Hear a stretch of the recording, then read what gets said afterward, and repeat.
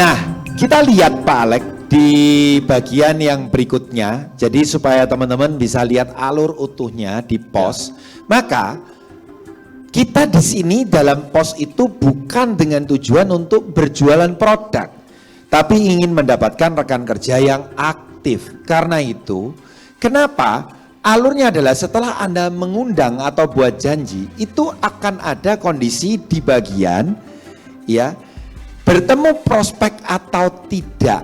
Perhatikan teman-teman. Ya. Kalau tidak, maka Anda bisa mengundangnya lagi. Oke, atau membuat janji lagi di lain kesempatan. Atau Anda juga bisa mengundang yang lain, orang yang lain.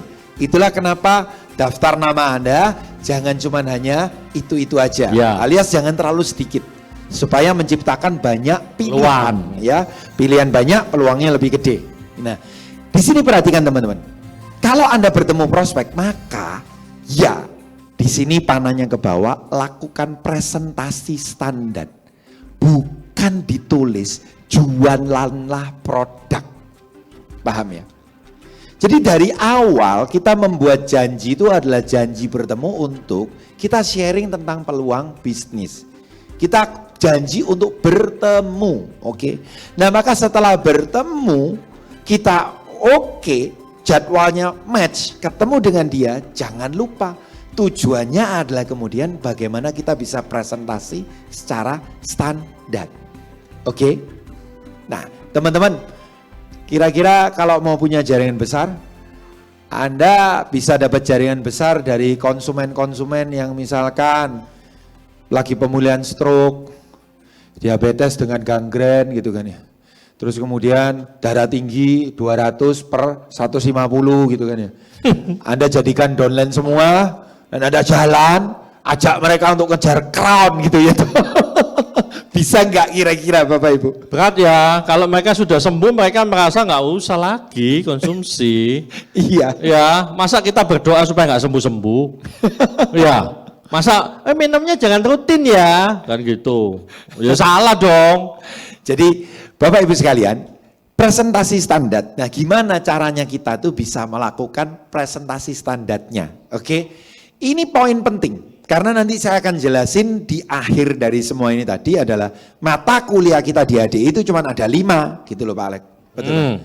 Mata kuliah pertama buat daftar nama, mata kuliah kedua adalah buat janji, mata kuliah ketiga adalah presentasi standar, mata kuliah berikutnya keempat adalah closing, mata kuliah kelima adalah follow up. 5 mata kuliah Anda lakukan terus, Anda punya income ratusan juta bahkan miliaran. Nah, sekarang otomatis mata kuliah ketiga supaya kita bisa menguasai gimana nih? Maka slide ya Pak. Cara untuk kita bisa presentasi standar adalah pertama, kita harus, ini penting, ikuti 5 training dasar yang namanya HTP. How to do presentation. Sampai betul-betul pahami teman-teman ya. Jadi berarti sekali lagi kalau pahami jangan cuma sekali 2 kali saja.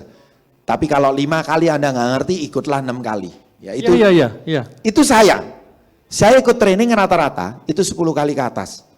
Ya. Jadi pertama ikutilah 5 training dasar yaitu how to do presentation ya. Kemudian kedua, ikuti pertemuan presentasi standarnya yaitu lewat BEM dan juga ya BOS, Business Opportunity Sharing. Oke, itu yang keduanya. Oke, nah kenapa kok harus ikut pertemuan BEM itu tadi Pak Alex? Supaya kita dengerin terus cara presentasinya kan. Betul? Ya, kita akan hafal gayanya, pola pembicaranya, kalimatnya apa, itu semuanya bisa hafal.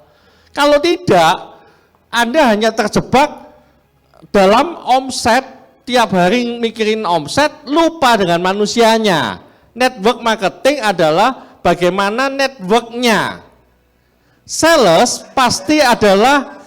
itu adalah hal yang otomatis. Ya, kalau ingat ya Bapak Ibu, saya cari downline, aktif. Downline-nya merasa nggak punya waktu, tapi tertarik produknya. Beli produk kan? Ya, beli produk dan omset itu terjadi kok. Anda jangan khawatir. di pos, orang di presentasi belum bergabung, mereka ditawarkan beli produk. Jadi beli produk itu adalah setengah atau hal yang belum closing masuk di produk. Sekali lagi ya. Yuk, jadi Ingat. belajar ya presentasinya, presentasi standar itu penting ya. Jadi datang, ikuti, pelajari dari acara BEM atau bosnya. Terus, jadi jangan gini, wah saya enggak bisa ngajak orang, udahlah saya enggak perlu datang. Salah loh Bapak Ibu. Salah. Tetap datang. Datang. Kenapa? Anda pelajari dan dari sana nanti Anda akan bisa mengikuti siapa gaya pembicara yang bisa suitable atau cocok dengan Anda gitu loh. Nah awal pertama tiru dulu aja. Mungkin kita nggak punya kekasan. Wah, khas cara bicaranya siapa? Mungkin nggak bisa. It's okay. Makanya kenapa harus terus datang, perbanyak referensi sehingga kita jadi ngerti. Paham ya? Nah ketiga ini yang paling penting. Lakukan role play presentasi ke upline qualified. Artinya apa?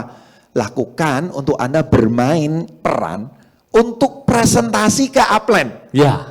Jadi ini Pak Alek, Pura-pura saya jadi prospek. Nah, Pak Alek ini upline saya yang jadi prospek. Saya mempresentasikan Pak Alek. Nah, jadi Anda cari, lakukan role play itu. Kesannya memang konyol sih. Tapi ini penting. Kesannya kok upline dipresentasi gitu kan ya. Tapi disinilah Anda akan belajar yang pertama ya toh cara untuk membawakan dengan benar karena upline Anda pasti nanti akan memberikan masukan-masukan. Ya. Kedua, mental Anda sudah diuji dulu. Ya. Mental Anda sudah lebih kuat. Kenapa? Karena kalau Anda sudah bisa presentasi di depan upline, yang ngerti benar salahnya, ingatlah, prospek itu nggak pernah tahu Anda benar atau salah. Ya, betul. Itu kuncinya. Ya, dan itu membantu sebetulnya. Betul. Ya. Kalaupun Anda salah, prospek nggak mungkin ngelawan. Nggak tahu. Jadi Bapak Ibu sekalian, lakukan ya role play presentasinya. Gampang kok.